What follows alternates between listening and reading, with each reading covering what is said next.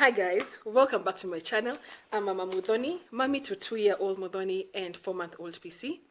I am a mommy, a wife, a businesswoman. I sell jam sauces and nut butters. My platform for that is African Kaya, where I also sometimes share recipes. My nut butters are really fantastic for you kids. They're high in omega oils. They have calcium and vitamins, and honestly they're really fantastic for your babies. Ooh, sorry, my milk is coming in. I'm getting a letdown. So today we'll be talking about how to successfully have a VBAC, or rather what worked for me might not work for you but should work for most people. If you're not successful, it doesn't mean that my tips didn't work. It's just sometimes God decides how things will work out, and actually that's the ultimate thing, that it's God's decision on how your birth will work out, whether you're going to have a VBAC or not, or have a vaginal birth. And either way, just remember you're doing great to attempt a VBAC. And even if you don't plan to attempt a VBAC, you're still doing such a great job, mom, carrying your baby to term or carrying your baby to wherever it is that your body is able to carry your baby, and birthing your baby and taking care of your baby. Imagine nobody cares whether you had a vaginal birth or a CS 5 years from now. It doesn't matter. It won't matter. But if you want a VBAC, keep watching. So tip number 1, of course, believe in God, because He's the ultimate provider for everything that you wish for. Ask Him, pray, let Him talk to you. My roommate. Sorry. Really. Hey, roommate.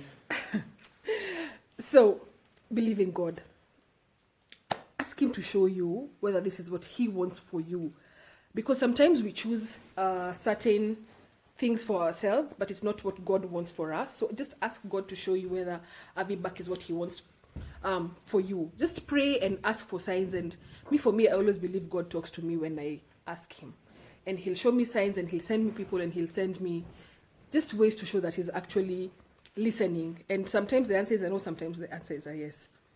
Number 2, believe in yourself. Nobody else is going to believe in you. As in, no doctor, no nobody. As in, it's you first to believe in yourself. And for you to believe in yourself, you need to educate yourself. You need to read and read and read and read and read. You're your number 1 advocate. You're your number 1 cheerleader. You're your number 1 cheerleader. And once you're educated, imagine no doctor is going to tell you nonsense at uterine rupture is a risk. Uterine rupture is only possible in less than 1%. Sorry, only happens in less than 1% of VBAC attempts. 1%. Yani out of 100, it's 1 person. And that's the same amount of risk even a person who has never had a cesarean section has. The same risk of the same if somebody had, this is their first baby and they're going in to try for a vaginal birth. Uterine rupture is just a risk that all moms take once they go into labor. It's nothing that is so, as in, doctors really blow it out of proportion, honestly, for CS, and the risk is really small. So once you educate yourself, right, you know what your risks are, you know what your percent. Sometimes they give like a percentage of success rate, although like mine was like a 16, one of those things. And really they always say that when you keep reading about those tabulations, they tell you that they're not very accurate and they don't give a correct notion of what is actually in place. Sorry, I always look here and I'm supposed to be looking at you guys. I don't know why I do that. Yeah, notes, guys. So look at the statistics, educate yourself with the statistics. In Kenya, in where statistics are more or less always the same. VBAC success rate is generally between 70 to 80% of people, and in the 20% it's mostly because they didn't believe in themselves, or their caregiver did not believe in them or their ability. If everything works together, their caregiver, the person, and the hospital, the success rates are normally very high. So number 1, I've said believe in God. Number 2, believe in yourself. Number 3, very important, get a care provider who will believe in you and who believes in VBACs. Most care providers in Kenya, and by this I mean doctors mostly, don't believe that a VBAC is possible. As I was editing the video, I realized that I didn't finish my thoughts regarding finding a supportive caregiver. I just stated that gynas generally don't believe in CS, but my opinion, and I repeat again, my opinion as Mama Muthoni, is that it's not that they don't believe in VBAC. I think they just feel like it's too much work for them. If you think about it, with CS, they know that they're coming to, like if it's a repeat CS, they know that they have Wangeshi on September 24th at 10 a.m. or 10 p.m. and they're out in an hour and they're done. But if Wangeshi decides that she's going to have a VBAC, it means that they're on standby from September 30th, assuming that's when I'm 40 weeks, or September 20th to September to almost October. Anytime, because anytime now I could go into labor, right? And then once I'm in labor and I inform them, they still have to sit on standby. And my labor could be 24 hours. My labor could be 5 hours. As in, there's no surety of how long they're going to spend waiting on me and waiting on my body. And then now, eventually, when I get into active labor, they don't even know if I'll be at 6 centimeters for an hour, if I'll be at 6 centimeters for 4 hours, if I'll need help, if I'll need, So instead of them spending 1 hour with me, they end up spending so much time on me as a patient and generally earning less money than if it was a CS. That's my opinion. And I feel that is why most care providers in Kenya just generally advocate for a repeat CS. But you'll find that in the West, they don't advocate for repeat CS, and the doctor really has to justify why they're doing the first CS and also why they're really advocating for a repeat CS, because a VBAC is what is generally advocated for in the West. But Kenya is Kenya, doctors are doctors, and money generally is more important often. So now we'll just go back to the video, and from there now I'll be talking about statistics. So educate yourself on the statistics. Statistics are normally between 70 and 80% success rate for VBACs, and the 20%, a large part of it is because the care provider didn't believe in you, you didn't believe in yourself, or the hospital has some stringent rules about how much time they give you. But if everything works together, the success rates are normally very high. So number 1, I've said believe in God. Number 2, believe in yourself. Number 3, find a care provider who will believe in you. This is actually very important because they become your number 2 cheerleader. Remember I said number 1 cheerleader is yourself. You need to ask questions to your doctor. Ask your doctor random questions and listen. Don't just say, I went to my doctor and my doctor said we can do a VBAC. Listen to what they said. They say, my doctor was Dr. Wanyonyi at Aga Khan. I spoke to Wanyonyi maybe when Muthoni was even 6 months. I told him I want to get pregnant soon. When can I come for a VBAC? So he said, once if your baby is 18 months when you're birthing, we are on. But even anything after your baby is 1 year old, we can try. So they told him, try. He was like, yeah, even for the first time you're coming to give birth, birth is a trial. Anything can happen. So he said anything from the time Muthoni is 12 months, if I'm giving birth, he can try. But the recommended was that Muthoni be 18 months by the time I'm giving birth. Muthoni was 25 months when I gave birth. So yeah, he was on board from day one. The other doctors I spoke to, like there's a lady doctor somewhere in Upper Hill, I won't mention her name. When I went to her, she was like, why do you want to do a VBAC? But yeah, we can try. But you don't need to be a hero. That's what she said. And I was like, if you think I don't need to be a hero, for me, I felt like that means she's not 100% with me. And if you're not 100% with me, it means that when I'm in labor or when I'm closer to giving birth, you're going to keep planting seeds of doubt in my mind, and I'm not about that life. So I dropped her like a hot potato. She's a very good gyna otherwise. She's very accessible. She doesn't have long queues like Dr. Wanyonyi. So I actually really like her. And I would have gone with her, maybe even dropped Wanyonyi. I'm sorry if you're watching. Anyway, if she had really said that yes, like she was championing for VBAC. So listen, like very small things that they say can make you know that this person will plant a seed of doubt. Ask them questions like, how long are you going to give me? Let's say if I get to 40 weeks, are you going to put my body on a clock? If your doctor is going to put a body on a clock, change your doctor. Let the body do what the body is supposed to do. If your doctor is going to tell you once you're in labor, you need to give birth in 6 hours or in 8 hours, again, drop them like a hot potato. Look for a doctor who's going to give your body time to do what your body is supposed to do. Because the more pressure they put on your body, the more stressed you're going to be the closer you get to your due date. Because you're going to be like, oh my God, I'm 39 weeks and 1 day. My body has not. I'm 39 weeks and 2 days. Oh my God, I'm going to be induced.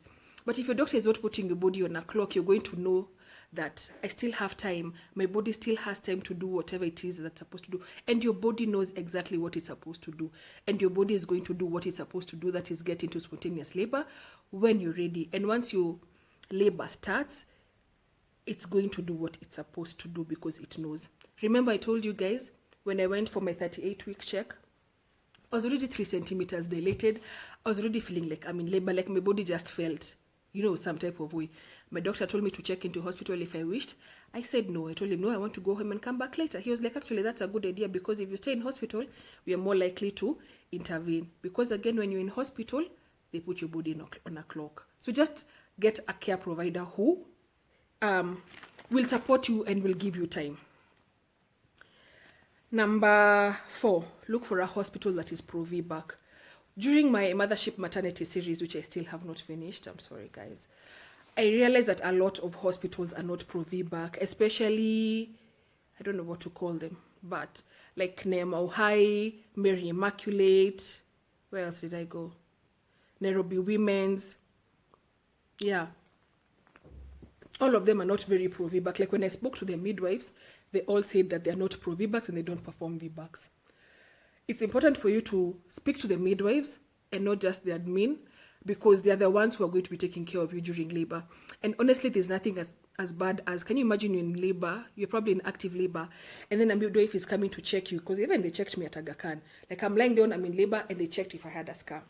And imagine at that point where they're checking that you have a scar, they start telling you about hospital policy. No, we don't perform VBACs. No, you now have to go for a CS. That would be really, really bad for you. And it would be really, really bad for your psyche. I guess perhaps if you go in when it's too late, maybe you're like 8-9 centimeters, maybe. Anyway, I don't know. But I wouldn't want to imagine that you're in this point where your labor has advanced and then you start now trying to argue with your care provider, at that point, the midwife, about whether they're going to let you have a vaginal birth or not. And also remember that the midwives on the ground actually do a lot more work and they're a lot more present than the doctor. So you need to know what their policies are, what they believe in the hospital, and what they believe as midwives. Do they believe on putting your body on a clock? Do they believe that after 4 hours, after 6 hours, this has to happen? If this has not happened, then we're going to induce, So it's very important for you to talk to the hospital and make sure that the hospital is in line with what you want. Then now you need to get your spouse on board if you have a spouse or a partner. They're not very important, to be honest. It's important, it's very important, but I believe that, or rather I think, let me not say believe, I think that if they're not very supportive of you having a vaginal birth, a VBAC, but you believe in yourself and you have your doctor and you have all these other people, you can, but if they're on board, I think it'll be very, very good for your psyche and very good for you. Like once you have a cheerleader, someone who's telling you, you can do this, you can do this, you can do this, I think it'll be good for you. You can also just get a birth partner. A sister, a friend, an auntie, your mom, your brother, I guess even, or anybody who also believes in what you want to do, so that on the day they are pushing you on. Because sometimes it gets to a point where you're asking yourself, what is this that I'm doing? Like the pain gets so intense and labor sometimes gets so intense, and you can get to a point where you start doubting yourself. And at that point, you need somebody to remind you why you're doing what you're doing. Because if it's somebody who doesn't believe in what you're doing, it's very easy for them to now tell you, no, let's go for a CS at the point where you're at your weakest. But if it's somebody who is on board and believes in whatever it is that you're doing and knows why it's important for you and why it's important for your body to have a vaginal birth, then at the point where you're feeling weak and you're doubting yourself, they'll cheer you on. Cheerleaders are really important. That's the third cheerleader. You have yourself, you have your doctor, and now your birth partner. Then you can also explore what options you have. We don't have a lot of home baths in Kenya. They're also a bit expensive, but that's also an option. They give you a more relaxed environment. They give you time. Hospitals really can really stress you up, by the way. But if you're at home and your midwife at home is not stressing you, if that's an option that you'd like to take, you can explore that and see whether it works. Birth centers also, I think we don't have that in Kenya. When I went to Fremo, they said they don't do VBACs, but somebody else again went to Fremo in Kawangware. I have a post on that on my Instagram. They told her that they do it, so I'm not too sure, but honestly, I really loved that center. Their practices were so natural and so pro-mom and so like, wow, I really wish I could have. Anyway, it's a nice place. Then believe in your birth plan. Create a birth plan, believe in it, and just know that sometimes shit happens, and shit happens even when it's the first time you're giving birth. Shit doesn't just happen with a VBAC, but also with your first vaginal birth, shit can happen. Like birth is like this. It can be like this 1 minute and then things change. So believe in your birth plan, but also be open that, you know, anything can happen. Try and avoid having an induction, because the chemicals, not the chemicals, the medicine that they use in when they're inducing you, there's oxytocin and something else, increases your chances of having a rupture. And actually most hospitals don't induce. At Aga Khan, they told me they don't induce. I don't know about the other hospitals, but most hospitals will not induce you for a VBAC. Try as much as possible and to prepare your body for birth. I have a video of how I prepared my body for birth, and I think that really helped my body, and it really helped me have a shorter labor. During my birth story, I told you guys that I only labored for about, my active labor, sorry, was about 2.5 hours. And I think that the things that I did before, the weeks leading up to the 40 weeks, the weeks leading up to my birth helps. Yeah, so if you can be able to do that, I think that would also really help you. Then once you're in labor, try and labor at home for as long as you can. I said at the beginning, educate yourself as to when to go to hospital. The best time to go to hospital is when you're in active labor. If you go to hospital early, they'll put your body on a clock. When your body is on a clock, you'll be stressed, and when you're stressed, oxytocin is not produced as much as you'd like. So try and labor at home as much as you can. Try and labor until your contractions is the 5-1-1 rule. Your contractions are 5 minutes apart, lasting 1 minute, and have lasted an hour. This does not always apply to everybody. I see this in my birth story. Mine were all over the place, and when I went to hospital, I was already at 7 centimeters, and I gave birth within half an hour.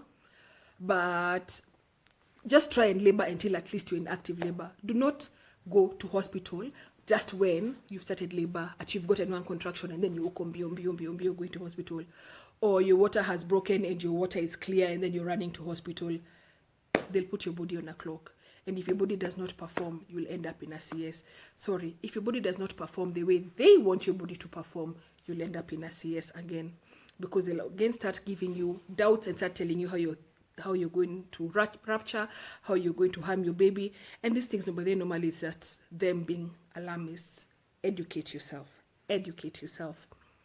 cheer yourself on, and remember, you can do this. Trust yourself, trust your body, and trust in God, and everything will work out just fine. And remember, you're doing great, mama. Thanks for watching. Subscribe to my channel. Till next time, see you. Bye.